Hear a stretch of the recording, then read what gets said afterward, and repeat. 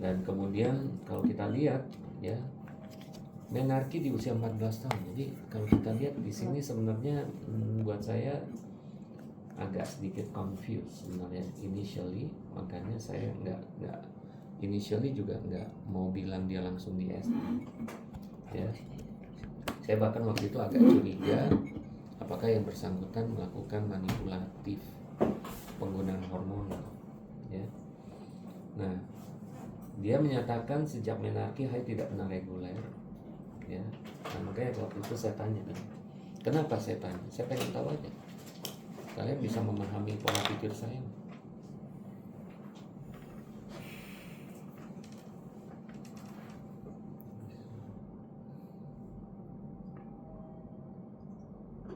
Sulit ya men-switch otak dari tadi ngomong IVF terus tiba-tiba ngomong dia. Kan kalau kalian di poli kan bisa pasien datang konsultasi IVF terus pasien keduanya tiba-tiba.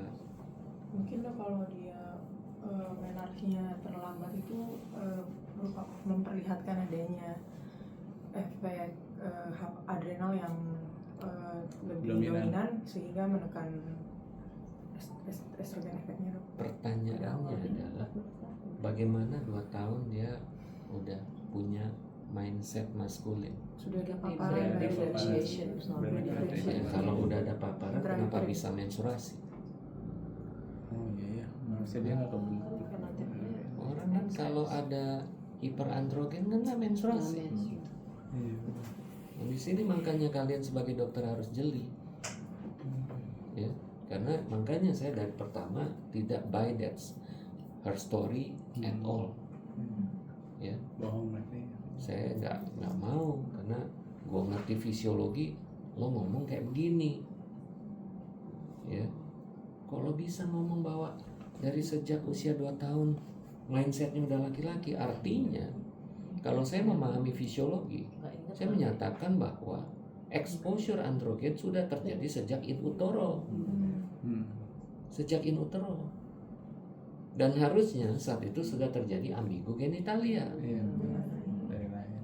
Ya. Nah makanya saya tanya, kok menarki? Gimana caranya? Mana ada orang terekspos dengan androgen terus-menerus kemudian menarki? Gimana caranya? Makanya saya tanya, kamu nggak pakai hormon ini? Ya, cuma ngomongnya aja kan, bilang begini. Cuma ini kan saya nggak coba langsung percaya. Tampilannya maskulin. Tampilannya sangat maskulin. Tampilannya sangat maskulin. Kayak virgin gitu ya. Ya. Ben. Dan lihat masih ada perkembangan organ seks sekunder, artinya iya, artinya kita bisa bicara di dalam periode pubertas poros HPO jalan, poros HPA jalan, ya. Nah, di mana hiperandrogennya? I'm not that stupid gitu loh, langsung percaya dengan cerita-cerita, karena banyak ya. Ini asal kalian harus hati-hati, ya. Kasus transgender ngaku-ngaku ada penyakit, Iya, jadi biar dilegalisasi. Dilegalisasi. Nah, jadi ini yang harus kalian, makanya kalian memahami fisiologi. Kalau enggak kalian iya aja. Kami kan nggak lihat foto pasiennya dok. Nggak usah lihat foto. Ini dengan kayak gini aja udah pakai fisiologi. Nggak usah lihat foto. Ini kan udah berbicara ini tulisannya. Apa kurang? Iya kan? Nah, terus kemudian ya oke nih sesuai HIS nggak ada, ya. Pasien anak kedua, anggota keluarga yang lain nggak ada masalah, ya, beragama Muslim, dan pasien udah bekerja. Pekerjaannya juga nggak sembarangan. Nah, yang kita jelas memperlihatkan apa nih? Oke, exogenous androgen. Hiperandrogen klinik kan? Klinik, ya. Hiperandrogen klinik. Ya. Nah, tapi kalau kita lihat terusnya, bagus tuh. Bagus. Endometrial line tetap ada, triple line lagi. Berarti Terus? nggak sesuai. Ya. Bahkan masih ada folikel Folikel dominan dominan, ya. saya lihat. Ya. Nah, terus kemudian saya menegakkan diagnosis waktu itu masih ada 2. Hiperandrogenism jelas, karena nggak mungkin dong masa saya nggak bilang hiperandrogen. Pasien Ferryman Galloway score di atas 7, tenor stage-nya P5. P5 artinya yang paling jelas apa? Rambut pubisnya sampai ke bokong udah. Kayak itu nggak mungkin pada perempuan sampai segitu. Ya? Emang ya? Hah? Enggak sih, bukan. Nggak bisa. Oh kalau Makanya tanya saya nih. Saya nggak ada hiperandrogen. ya, tapi kan kamu diragukan. Ya oke. Terus kemudian apa? Makanya saya tetap ber-DD-nya dengan gender dysphoric. Takutnya manipulatif. Ya pasien yang sebenarnya tendensi untuk memiliki masalah gender dysphoric tapi dia mengkonsumsi hormon. Ya. Akan tetapi surprisingnya kan saya minta nih cek semua hormon kan. Saya minta cek semua kadar hormon, ya. Nah itu 10 Februari udah jadi tapi nggak di ini sama pasiennya. Ya. Nah coba lihat gimana.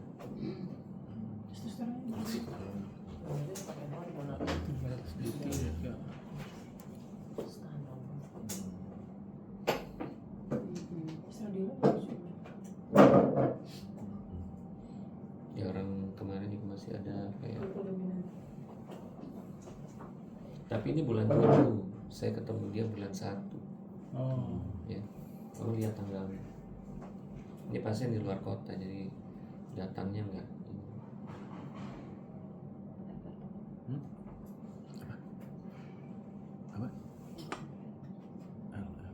Kenapa masih ditulis di SD dong kalau kita curiga bukan di SD? Nah, kenapa saya nulisnya di SD menurut kamu gimana? Sekarang pertanyaan saya, definisi di SD itu apa? Sinkron. Apa? Kesesuaian antara Genetik. phenotype dan genotype. Apa, Jamie? Ada ketidaksesuaian antara phenotype dan genotype. Genotype. Jangan bilang genotype. Karyotype. Karyotype. Jangan, gen sama kromosom beda loh, Jamie. Ya. Nah, jadi kalau kamu lihat ini di SD, kalau transgender apa ada ambigu genitalia? Hah? Enggak. Pakai hormon dulu bisa Iya. ditambah gaji. Tapi kita kan nggak boleh asumtif seperti itu kan. Ini harus ada buktinya. Nah, harus ada bukti. Oh iya. Masalahnya, ya, kadar testosteronnya lihat dong. Tinggi banget. Ya. Hah? Gimana tuh? Kalau pakai hormon nggak ditik gue ya? Harusnya Testosteron. Jadi biasanya ini yang endogen ya? iya, kemungkinan besar ya, Iya. Mungkin ada eksotik. nggak linear biasanya. Yang testosteron di kanwa juga nggak naikin deh. Enggak. Salahnya itu kenapa? Yang hanya kenapa? Ya, kalau misalnya dia ada hormon dari luar, kira-kira gimana? Harusnya tekan, berarti ini nggak murni dia dari Itu jawabannya. Iya, sentral. Endogen. Ini endogenous sudah jelas, karena tidak ada tanda-tanda supresi pada gonadotropin. Iya. benar. Iya. Oh, berarti nggak sepenuhnya salah juga. Ya. Apa? Maskulinisasi. Mau virilisasi istilahnya gitu. Menurut kamu gimana? Bahasanya apa sih? Ya sama dong. Sama. Emang bedanya hirsutism sama virilisasi? Beda. Bedanya di mana? Kalau virilisasi tanda-tanda termasuk organ genitalia juga. Aduh, Sally. Coba saya tanya kali. Bedanya hirsutism sama virilisasi? Lebih berat dok, ditambah dengan pembesaran Lebih berat apanya nih? Kadar testosteron. dan Hah? ya kadar androgen. Nah, Jadi kalau kita bicara secara kuantitatif ya, androgen itu lebih tinggi ditemukan pada kondisi virilisasi. Ya. Kalau maskulinisasi itu artinya apa? Adanya transformasi tanda-tanda biologis dari seorang perempuan menuju ke maskulin. Jadi kalau rambutnya banyak juga ya ada ke arah maskulin kan. Tapi dia belum sampai virilisasi. Kalau udah virilisasi maka mulai tadi ada klitoromegali, mulai ada Adam's apple, mulai terjadi low tone voice, mulai penurunan payudara, ya, dan seterusnya. Ya, bahkan bisa terjadi kadangkala alopecia. Ya. Nah, jadi karena saya melihat ini gonadotropinnya seperti itu, saya nggak yakin bahwa testosteronnya tinggi karena sesuatu dari eksogen, makanya saya hilangkan gender dysphoricnya.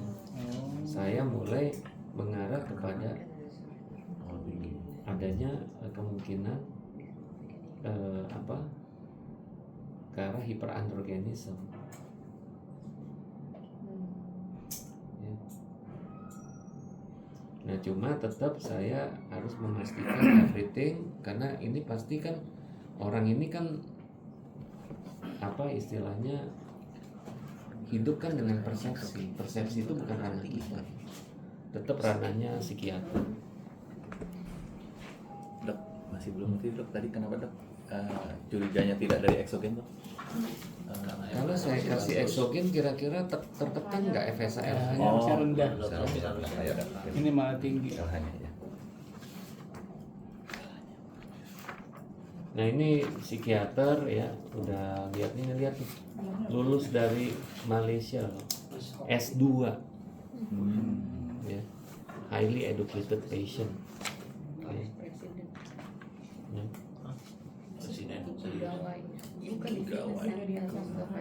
Berarti him ya, bukan sihar. Itu ada tuh Ikigawa di mana? Di kelas. Sekali badannya. Vice President Kigawai Fitness. Oh, fitness center. Dia akhirnya mulai minta surat keterangan. Krukat. Nah, ini sekali lagi waktu itu sempat dikeluarkan surat keterangan oleh teman psikiater ya, yang menyatakan dalam kesehariannya yang bersangkutan bla bla bla bla. Nah, saya waktu itu nggak berani mengeluarkan surat seperti ini. Saya harus mendapatkan persetujuan dari pihak rumah sakit karena takut rumah sakit ini ya. Dan sekali lagi kemarin kebetulan ada teman saya lawyer. Saya tanya, saya ini mau jadi saksi ahli gini. Oh, yang benar, emang boleh tuh mengubah jenis kelamin? Ya nggak tahu, karena saya pernah ada pasien transgender juga, dia bilang udah bisa sekarang. Sementara saya bilang, saya tanya ada pasien transgender juga yang saya cerita yang kaya banget pasiennya aja ada di Netherlands sekarang, cuma ibunya yang sering kontak sama saya dan ibunya bilang, saya udah berhasil tuh ngubah nama. Oh iya, kalau nama boleh, kata teman saya itu, tapi kalau jenis kelamin wah ngeri itu, dia bilang. Kenapa? Karena ada aspek perdatanya. Pada saat misalnya dia punya hutang 5 miliar, ya, pada saat dia diperbolehkan ganti kelamin, selesai hutangnya. Dia bilang selesai. Jangan keluar dari hutang ya. Salah satu solusi. Kabur jadi mas Jadi semua berubah. seneng banget. Hutangnya jangan satu tangan ya, ber-MM. Habis itu yuk ganti. Jadi ngutang dulu Bang. Ah, nggak dikenal.